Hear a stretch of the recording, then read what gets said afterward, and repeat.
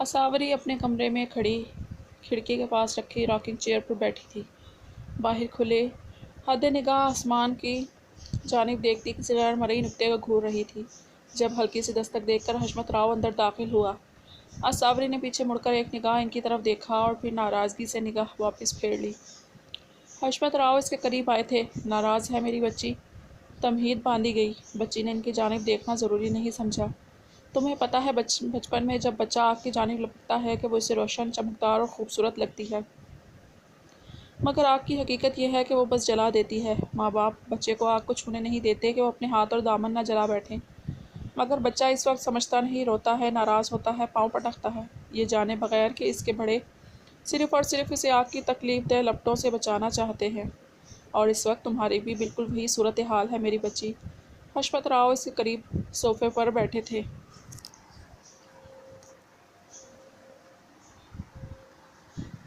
جانتی ہو جسے تمہیں پانے کی چاہ اور خواہش ہے بالکل اسی آگ کی طرح ہے، بظاہر خوبصورت، چمکدار اور روشن، اپنی جانب کھینچنے والا۔ حشمت راؤ سانس لینے کو رکا۔ وہ بغور انہیں سن رہی تھی۔ وہ انہیں سننا چاہتی تھی تب بھی بالکل خاموش تھی۔ مگر وہ کیا ہے یہ آج میں تمہیں بتاتا ہوں۔ وہ آگ جو سوائے وہ جلا کر بھسم کر سکتی ہے، وہ بس ایک کرمنل ہے۔ اس کا پورا خاندان یہی کام کرتا ہے۔ قتل و غارت گری، دہشت گردی، human trafficking, human body parts trafficking, کوٹھے چلانا، اپنی عورتوں سے برے کام کرواتے ہیں یہ لوگ، حتیٰ کہ اتنے گندے ہیں کہ خواجہ سراؤں تک کا کاروبار کرتے ہیں۔ اساوری شاہ نے بے یقینی سے اپنے دادا کو دیکھا تھا۔ کیا یقین نہیں آ رہا؟ تم پر گولی کس نے چلائی؟ تمہاری اطلاع کے لیے عرض ہے وہ دہشت گرد انہی کے ساتھی تھے۔ کیا ان کی گاڑیوں میں ان کو خواجہ سرا نہیں چھوڑنے آتے جاتے تھے؟ یہ سب تو تم نے اپنی آنکھوں سے دیکھا ہے۔ اور میرا دوست اور بزنس پارٹنر خان شمشان خیل تو ان کے ساتھ کام کرتا تھا۔ اندر کی کہانی اس نے بتائی۔ میرے پاس سب ثبوت ہیں جو تمہیں دکھا سکتا ہوں۔ اب بتاؤ، اب بھی تمہیں احان ماہر خان چاہیے؟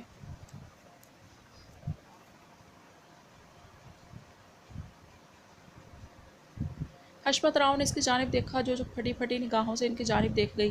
اچھی طرح سوچ لو کیا کرنا ہے۔ یوں ہی ضد پر اڑے رہنا ہے یا اپنا فیصلہ بدلنا ہے؟ کچھ وقت دیتا ہوں تمہیں، پھر اپنا فیصلہ سنا دینا۔ حشمت راؤ بول کر اس کے کمرے سے جا چکا تھا۔ وہ پھر کافی دیر سے باہر آسمان کی جانب دیکھ رہی تھی۔ اس کا لڑکیوں کو دیکھ کر نگاہیں جھکانا یاد آیا۔ نوٹس بورڈ پر لڑکے بہانے سے لڑکیوں میں گھستے تھے اور سائڈ پر کھڑا ہو کر بھیڑ چھٹنے کا ویٹ کیوں کرتا تھا؟ وہ کیوں تھا سب سے الگ؟ اور جب وہ پلر سے دیکھ رہی تھی تو اسے ان دہشت گردوں سے بہادری سے لڑتے دیکھا تھا۔ یہ حقیقت بھی صرف اساوری شاہ جانتی تھی کہ اس کی گردن میں لگنے والی گولی احان ماہر خان کی گن سے نہیں نکلی تھی، بلکہ اس کے پیچھے جھاڑیوں میں کھڑے ایک شخص نے اساوری کو گولی ماری تھی، جان بوجھ کر، تاکہ احان کو لگے کہ اس کا نشانہ خطا ہو گیا، تاکہ وہ زندگی بھر اپنے نشانے پر بھروسہ نہ کر سکے۔ جتنا وہ جان پائی تھی اور جو اسے بتایا گیا تھا، اس میں کچھ نہ کچھ تو جھول تھا، مگر اپنے دادا کی بات بھی نظر انداز نہیں کی جا سکتی تھی۔ اساوری شاہ ماہی بیاب کی طرح تڑپتی اٹھی تھی اور بیڈ پر اوندھے منہ گر کر پھوٹ پھوٹ کر روتی تھی۔ سارا دروازہ کھول کر اندر آئی اور اپنی بیٹی کی ٹوٹی بکھری حالت ملاحظہ کی۔ اساوری، وہ تڑپ کر اس کے پاس آئی۔ وہ زیادہ کب رو سکتی تھی؟ سانس فوراً اکھڑنے جاتا تھا۔ سارا نے بیڈ پر بیٹھ کر اس کا سر اپنی گود میں رکھا۔ کیا ہوا اساوری میری پرنسس؟ بتاؤ مما کو کیا ہوا تمہیں؟ اساوری کا دل کیا دھاڑے مار مار کر روئے۔ اب کیا بولتی؟ He is a hustler. He is not good at all. He is a loser. He is a bum. He lies. He bluffs. He is unreliable. He is a sucker with a gun. I know you told me I should stay away. I know you said he just a dog astray. He is a bad boy with a tainted heart. And even I know these are not smart. But Mama, I am in love with a criminal. And this type of love, not rational. It is physical.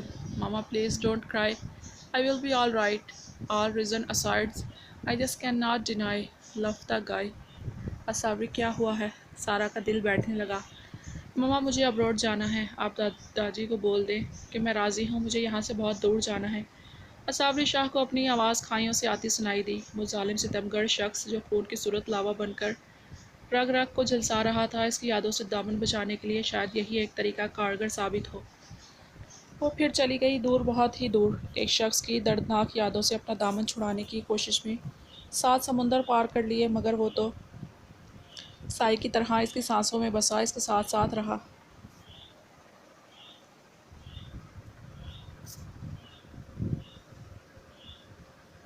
Alizeh اور فلزہ آج اپنے طریقے سے بھیس بدل کر عدالت آئی تھیں۔ 5 سال کی پریکٹس تھی، ساتھ ساتھ آزما بھی رہی تھی۔ اب صحیح طرح آزمانے کا وقت آن پہنچا تھا۔ وہ بیچاری لڑکی تھی جس کے کیس کا آج فیصلہ سنایا جانا تھا۔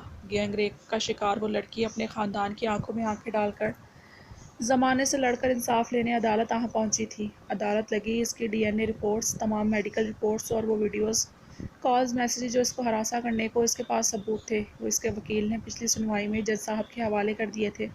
سنوائی کے بعد جج نے اپنا فیصلہ سنایا۔ وہ ویڈیوز، وہ رپورٹس جھوٹی ثابت کر دی گئی تھیں۔ مطلب جج کی تحویل میں جانے کے بعد وہ ویڈیو جانے کیوں بدل گئی تھی۔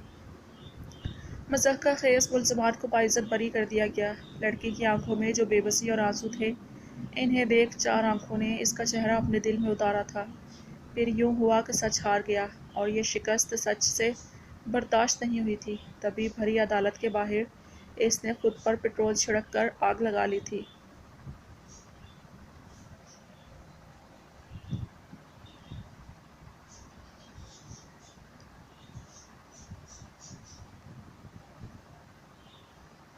وہ مر گئی تھی، قصہ تمام ہوا۔ فلزہ، علیزہ، ان کے ساتھی گلاب اور ڈیانا، جو خواجہ سرا تھے، اس لڑکی کو اپنی عدالت میں انصاف دلانے والی تھی، مگر وہ زیادہ دیر صبر نہیں کر سکی۔ کرتی بھی کیسے؟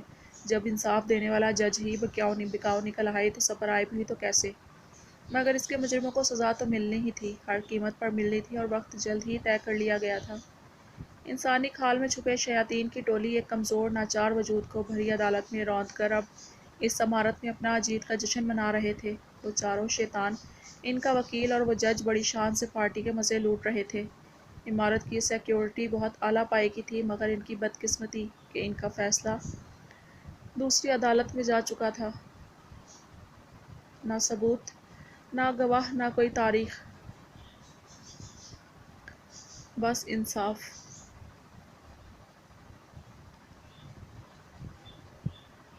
گیٹ کے باہر گاڑی رکی تو ڈرائیور نے کہا کہ انہیں خاص حکم ملا ہے پارٹی کو رنگین کرنے کا سامان لانے کے لیے۔ گارڈز نے اس قدر حسین نازک لڑکیوں کو اندر جانے کی پرمیشن دے ہی دی، مگر نوکرانیوں نے انہیں چیک ضرور کیا کہ ان کے پاس کوئی اسلحہ تو نہیں۔ جشن جاری تھا، مگر یہ جشن کچھ دیر بعد ہی ماتم میں بدلنے والا تھا، کہ اس لاچار وجود کی خودکشی کا انتقام لینے اس عمارت میں لیڈی ایگزیکیوشنرز نے قدم رکھا تھا۔ وہ تقریباً 4 تھیں، جو ڈانسرز کے گیٹ اپ میں طویل کوریڈور سے اندر آ رہی تھیں، جب ایک دھوکل گارڈ ان کے سامنے آیا۔ کافی پرانا اور گھٹیا آئیڈیا ہے ڈانسرز کے بھیس میں کسی غیر متعلقہ جگہ گھسنا، مگر کوئی بات نہیں، رات تو تم حسیناؤں سے ہی رنگین ہوگی اب۔ وہ پھنکارا تھا، مگر اینڈ میں انتہائی خباثت سے بول کر ان پر گن تانی۔ فلزہ نے آئیبرو جھکا کر اس کی ہمت کو داد دی۔ وہ طریقہ پرانا ہے تو چلو کوئی نیو طریقہ ٹرائی کرتے ہیں، اور رات رنگین نہیں سیاہ ہوگی۔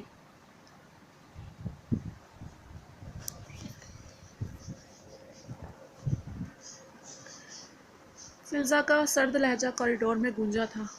اس نے اپنے سر سے وہ گھونگھٹ اور کمر سے وہ لہنگے نوچے تھے، نیچے بلیک جینس کے اوپر بلیک اپر پہنے ہوئے ان کا انوکھا ہی ٹشن اور سویگ تھا۔ آئی سیڈ ہینڈز اپ، وہ گارڈ پھر چلایا، مگر فلزہ اور علیزہ ہنوز اس کی جانب بنا ڈرے قدم بڑھاتی رہیں۔ گارڈز نے فائر کیا تھا، وہ بجلی کسی تیزی سے کوریڈور کی دیوار سے چپکی۔ فلزہ علیزہ کی جانب تیزی سے بھاگی۔ فلزہ نے اپنے ہاتھ ایک دوسرے پر جوڑے، جن پر فلزہ نے اپنا پاؤں رکھا، اور وہ ہوا میں باؤنس ہو کر اس گارڈ کے پیچھے اتری تھی۔ گارڈ کی گردن میں ایک سوئی اتری تھی، اور وہ دھڑام سے زمین بوس ہوا تھا۔ فائر کی آواز سن کر کافی سارے گارڈز پیچھے سے حملہ آور ہوئے تھے۔ فلزہ نے علیزہ کو اشارہ کیا اور ہوا میں ایک کراس بنایا، مطلب صاف تھا۔ ان چاروں نے اپنے آکسیجن ماسک پہنے، پھر دیکھتے ہی دیکھتے کوریڈور ایک کڑوے دھوئیں سے بھر گیا۔ فلزہ لاؤنج میں آئی تھی، جہاں وہ شیاطین اپنی اپنی گردنیں پکڑے بری طرح کھانس رہے تھے۔ وہ اس جج کے پاس پہنچی جو بازارو تھا، دنیا کا سستا ترین سودا کرنے والا، حرام لے کر انصاف بیچنے والا۔ فلزہ نے اس کے سینے پر اپنے لانگ بوٹ رکھ کر اپنے پاؤں سے اس کا سینہ کچلا تھا۔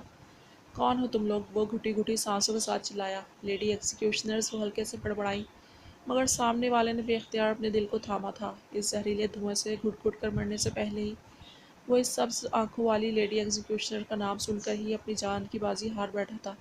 ایک تلخ سی مسکراہٹ فلزا کے لبوں پر رنگی۔ صبح اخبار اور ٹی وی ہیڈ لائنز کی سرخیوں میں جج صاحب اور ان کے دوستوں اور گارڈز کے گھر کے گیس سے دم گھٹنے سے ہونے والی ناگہانی اموات کے چرچے زبان زد عام تھے۔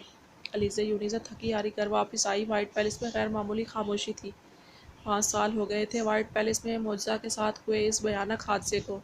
وقت گزر چکا تھا مگر اس حادثے کے نشان جیسے اب بھی وائٹ پیلس کے در و دیوار پر ایک منحوسیت رقم کیے ہوئے تھے۔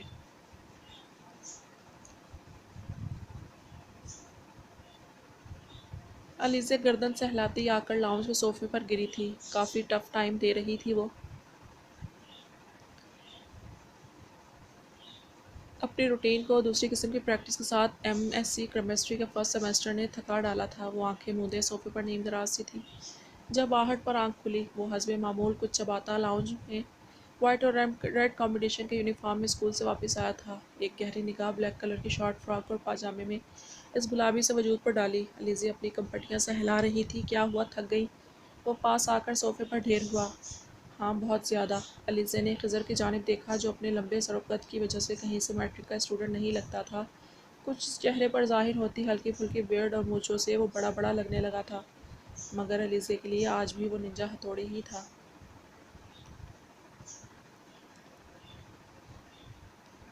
کچن سے آروشہ باہر آئی تھی۔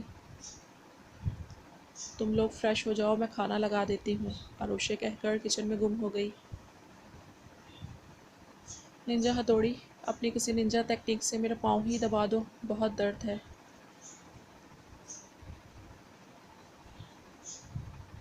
علیزہ نے اپنے نازک گلابی پاؤں ہائی ہیل کی نازک سینڈل سے آزاد کرتے عذرائے مذاق اسے کہا تھا۔ لائے میں دبا دوں۔ وہ فرش پر گھٹنوں کے بل بیٹھا۔ علیزہ کھلکھلا کر ہنسی۔ مذاق کر رہی تھی گھامڑ انسان۔ ویسے تمہاری بیگم کی تو خوب موجیں ہوں گی، روز ہی پاؤں دبایا کرنا اس کے۔ وہ ہنسے گئی۔ اس لیے تو سوچا ابھی سے پریکٹس کر لوں۔ خضر نے ذو معنی بات کی تھی مگر وہ متوجہ کب تھی۔ خضر نے اس کا پاؤں اٹھا کر اپنے گھٹنے پر رکھا۔ علیزہ بھکلائی، کیا کر رہے ہو ننجا ہتھوڑی؟ چھوڑو میرا پاؤں اور اٹھو یہاں سے۔ وہ جھنجھلائی۔ وہ مسکراتا اٹھ بیٹھا۔ تبھی اپنے روم سے آہان باہر نکلا تھا۔ علیزہ اس کی جانب دیکھ گئی اور خضر اس کی جانب۔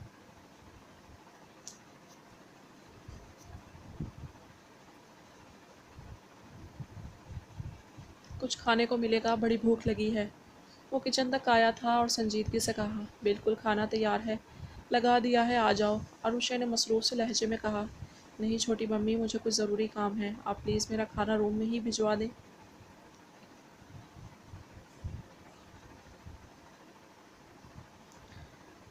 آہان بول کر اسے سنجیدگی سے اپنے روم کی جانب بڑھا تھا۔ علیزہ جو اس کی جانب بغیر پھل کے جھپکائے دیکھ رہی تھی، خاص کر اسے نظر انداز کیا۔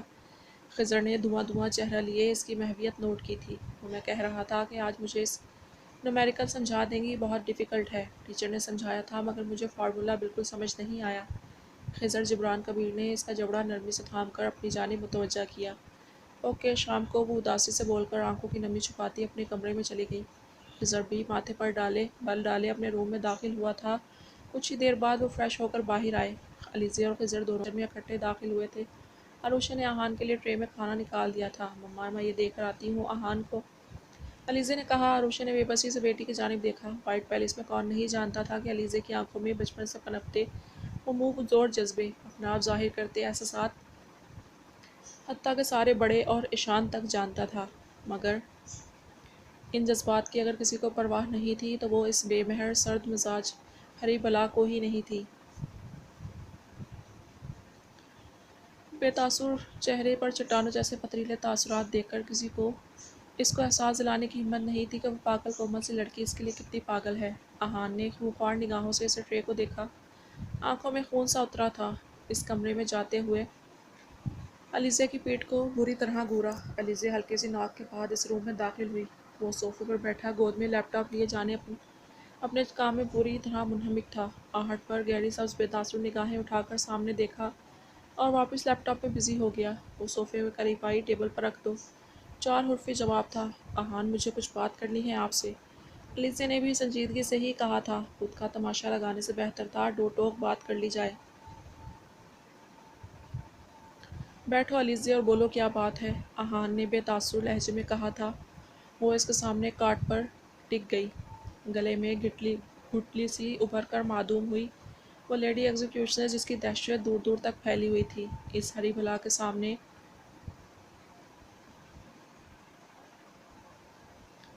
पानी भरती नजर आई थी। आपसे शादी करना चाहती हूँ अहान, अलीज़े ने डोटोक अंदाज इख्तियार किया।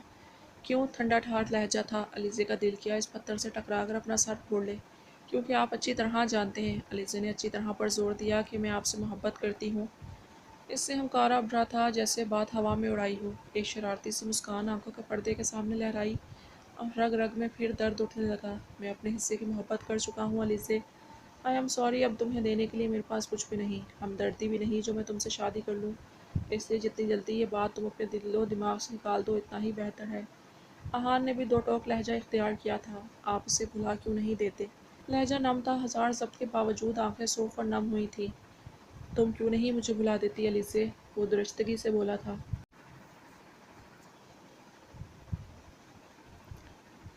आप मेरी पहली मोहब्बत हैं आहान, वो बेबसी से बोली।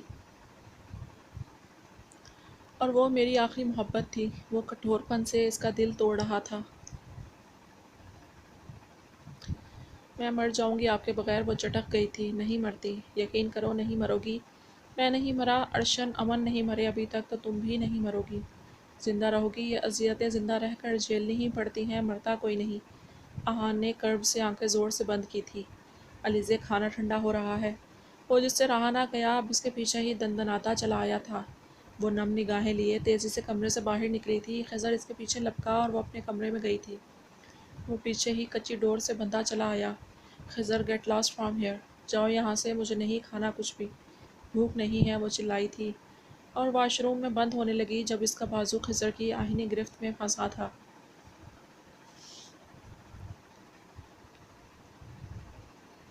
क्यों खुद को बेवकत कर रही हैं आप? क्यों अपनी सेल्फ रिस्पेक्ट को इतना डिग्रेड कर रही हैं इस शख्स के पीछे जिसे आप में बिल्कुल इंटरेस्ट नहीं? क्यों अलीज़े, ऐसा क्यों कर रही हैं? वो चटक कर बोला था। अलीज़े इसे बेयकीनी से देखे गई।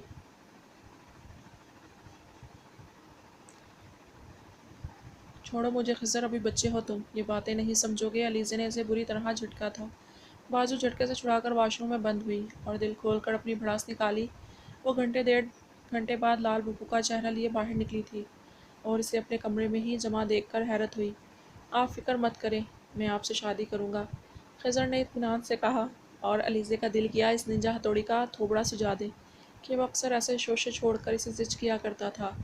और फिर वो ढीठ जब तक अलीज़े ने खाना नहीं खाया, ना मानकर ना वहाँ से हिलकर दिया। इसका ध्यान बटाने को ज़बरदस्ती किताबें लिए फिर से इसके सर पर सवार हो गया। ये इससे अगले दिन की बात थी। वो स्कूल से आकर फिर इसके सफ़र पर सवार हो गया था। वो अलीज़े के ही कमरे में अब इसके दिमाग की दही की लस्सी बुलो रहा था। अलीज़े बड़ी इन्हमाक से इस नुमेरिकल का सलूशन सोचने में मगन थी। सामने वाले का रेड कलर का मखसूस पेन अपने होठों के बिल्कुल दरमियान में फंसाए एक हाथ से कनपटी को सहारा दिया हुआ था और खिज़र जिब्रान कबीर ठीक इसके सामने बैठा सिनेमन चबाता अपनी तमाम तर तवज्जो अपने नुमेरिकल पे देने के बजाय अलीज़े का जायज़ा लेने में मसरूफ़ था और अपनी चालाकी पे मुस्कुरा भी रहा था। इसने फार्मूला ऐसा घुमाया था कि एमएससी की स्टूडेंट अलीज़े भी चकरा कर रह गई थी। अलीज़े की गोद से नोटबुक नीचे गिरी थी। वो उठाने को झुकी, बेध्यानी में ऊपर उठी, सर सीधा टेबल के कोने से टकराना था जब तेज़ी से खिज़र ने नामहसूस तरीके से टेबल के कोने पर अपना हाथ रखा था। अलीज़े का सर इसके हाथ पे लगा, वो सीधी हुई और खिज़र ने भी जल्दी से हाथ पीछे खींच दिया और फिर से लापरवाह बन गया। अच्छा छोड़ें अलीज़े इसको, आप आहान भाई को छोड़ें और मुझसे शादी कर लें। इसके दिमाग में जाने क्या चल रहा था जिससे इतनी अचानक ये बात की थी कि अलीज़े को तो सांप सूंघ गया था जैसे, मगर इसका हमेशा की तरह इतना वाहियात मजाक समझकर वो तप गई। खिज़र, मुँह संभाल कर बात किया करो, बच्चे हो, बच्चे बनकर रहो तो बेहतर है। और मुझे आप भी अभी इसकी बात अल्फाज मुंह में ही दम तोड़ा था जब खिज़र ने इसे दो बाजुओं से जकड़कर चेयर से उठाया और पास पड़े सोफे पर किसी गुड़िया की तरह बिठाकर इसकी आंखों में देखा था। मैं आपको कहाँ से बच्चा लगता हूँ अलीज़े? अलीज़े जो इसके ऊंचे सरोकत के सामने अब इस बामुश्किल इसके कंधे तक आती थी, اس کے تاثرات اس کی اس طاقت بھری گرفت میں حیرت سے پھٹی آنکھیں لیے اس کی جانب دیکھنے لگی تھی۔